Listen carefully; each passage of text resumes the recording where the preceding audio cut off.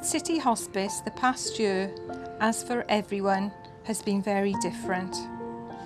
Our beautiful garden of tranquility has blossomed into stunning colour. It has seen the deep oranges and yellows of autumn, frozen under a blanket of snow, and then spring back to life in time for Easter. Sadly, none of our patients or relatives have been able to relax and witness the beauty and solace it offers. Our day centre and bereavement coffee mornings have been postponed. Our communal areas empty. Our nursing team has always been the heartbeat of City Hospice, but this year has gone to show just how important a smiling, familiar face can be to a patient in their own home who may not have seen anybody else all that day.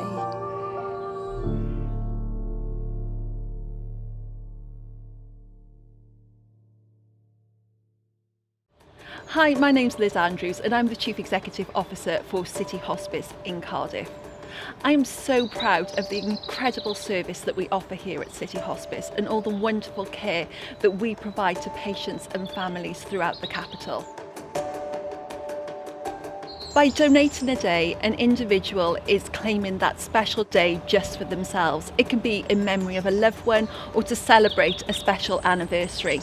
But it also means that on your given day, that date in the diary, you are sponsoring a day of care provided by our incredible City Hospice nurses. A nurse can visit so many patients in a day. They can provide care and support to families, and you make that happen. So thank you so much.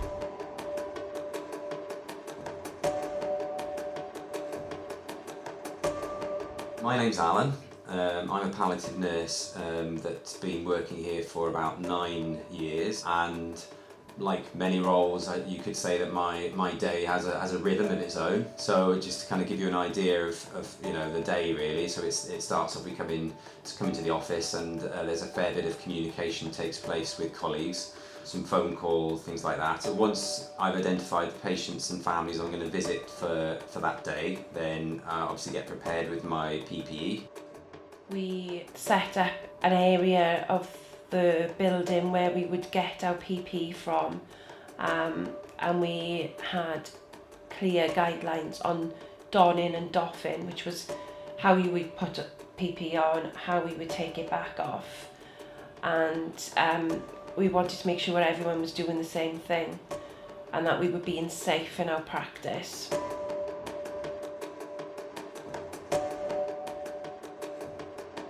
I guess my job as a team leader was to make sure that my team was okay, that their anxieties were managed. In the very early days, a lot of the team did have those anxieties, or they had to self-isolate, and we were short-staffed. And that was really, really difficult, trying to get enough people into work. But we carried on, we continued doing the job that we love.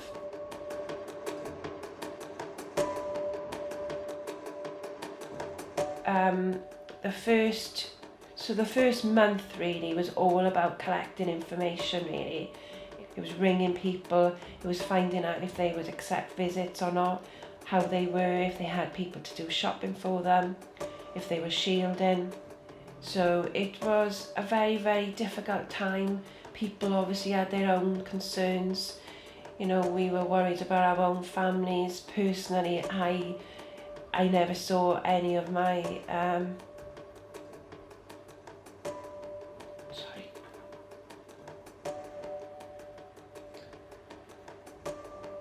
I don't know why I'm like this.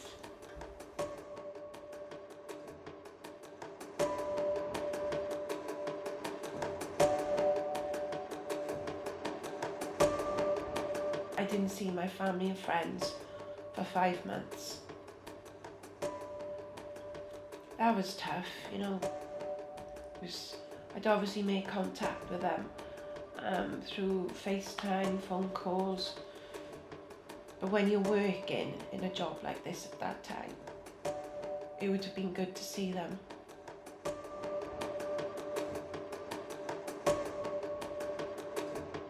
We never stopped visiting patients. We made that clear from the start.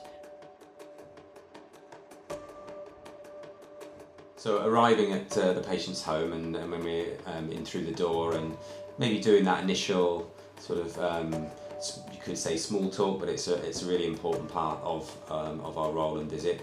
And one of the first sort of parts of that visit after that is really listening to the patient and their family sort of recount really their latest experiences and story really, often in relation to their disease or what's been going on for them. And this often helps to reduce their overall anxieties, and as one sort of husband of a patient put it once, it's for them it was like us pouring oil on troubled waters, which I found was a very sort of nice way of how we can have an impact on their anxieties. I remember someone saying, even with my PP on, I can see by your eyes that you're sympathising with me, and that made me feel good that they'd said that. Another time I'd gone into this house and I can clearly remember the wife saying to me, the thing is, after all this is over, I won't know what anyone looks like because you've all worn PPE. So I realised that the patient was in the front room. So I said, right, what I'm going to do, I'm going to go and take my PPE off when I go out, and I'm going to come to the window and you can pull back the blinds and you can see what I look like. And I did that, went outside the window, and the patient and his wife could see what I looked like and we were waving to each other. And that was a lovely moment. That was really lovely. I'm very proud of what we've managed to achieve in this year. We've provided an excellent service to the people of Cardiff and Vale, and what has got us through is knowing that there's people out there who have recognised just how hard we've worked with the donations, the sponsorships, everything that they're doing to support City Hospice, and we really, really appreciate that, and it helps to keep the good work going. Hi, my name's Carly and I raised money for Donate a Day in memory of my mum, Diane Murray, who sadly passed away of COPD. I chose Donate a Day because it was just a really tangible thing that I could give. I knew the difference it was going to make. Every day that nurses can do what they can in the community for people with life-limiting illnesses is another day where it can be possible for them to live as comfortably as possible in their own homes, around their usual surroundings, with those that they cherish and that they love. And you know, it makes your quality of life so much different, such a difference to your quality of life. And you know, I know from my mum, when she was at home, she felt happy, she felt safe, she felt like she had a bit of control in quite an uncontrollable illness that she was dealing with. And the compassionate medical care that is provided by nurses, which is just amazing, provides those days. And those days are so precious when you know days are limited. Donate a Day allowed me to kind of mark, celebrate Mum's memory on days that were very special to us, and days in the last couple of years that I found can feel quite empty, and that's a horrible feeling, and it's nice being able to fill them with something like Donate a Day, something positive, putting something positive into the world on those difficult days is some kind of solace. And it feels like the right thing to do. It feels really positive. David Harkins writes in She Is Gone, "You can remember her only that she is gone, or you can cherish her memory and let it live on." And I think Donate a Day is one of the ways I'm really trying to do that, and it's a pretty good start to something that, you know, is a journey for me. Hi, I'm Jodie Tanner from the Queen Bee Boutique, and I'm here today in our Penarth shop getting ready to reopen on the 12th of April. Well, what a tremendously difficult year it has been, and in retail it certainly has had its challenges. And I really feel for all of those charities. It has been tremendously difficult for them also. Without any hospitality or any events, it has been nigh on impossible for them to raise funds for such valued charities.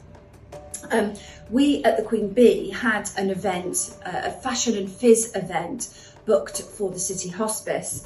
But obviously the pandemic put a stop to that, and it's such a shame because it was a sellout event.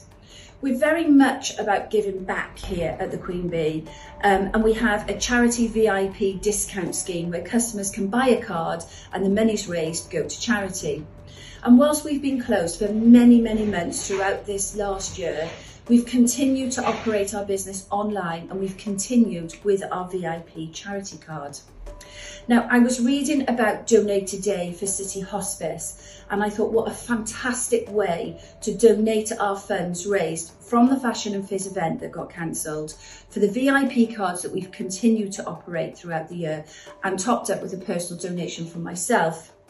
What I love about Donate Today is that you can choose a memorable date that is significant to you for when you're donating your funds, and I think it's fantastic that it is so tangible that you know when and how that your donated funds are being spent.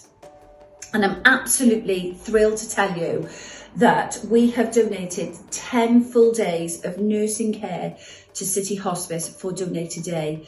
And I'm so thrilled because I know that this is going to mean so much to so many people, as sometimes that nurse going in on the day is the only person that some patients see throughout the whole day. So what day have I chosen as our significant and memorable day? Well, it has to be the 12th of April, when we reopen our doors after being closed for another many months, and we can open those doors and welcome in our lovely customers once again, and know that lots of people are going to get nursing care on that day. Thank you. I first heard about Donate Today when being involved with the 100k for Hobbs campaign. We were raising money for one fantastic gentleman, Dave Hobbs. People were taking part from Canada to Australia, and we were raising money for local charities and charities that were dear to Dave's heart. It fell on Mother's Day, and we decided that we'd raise money for two special ladies in his life, his wife and his daughter. We set out on Mother's Day to raise enough for 2 days, and we've donated those in their honour. When you donate a day to City Hospice, you're thanking them for all the love and support that they gave to you and your family during your troubled times.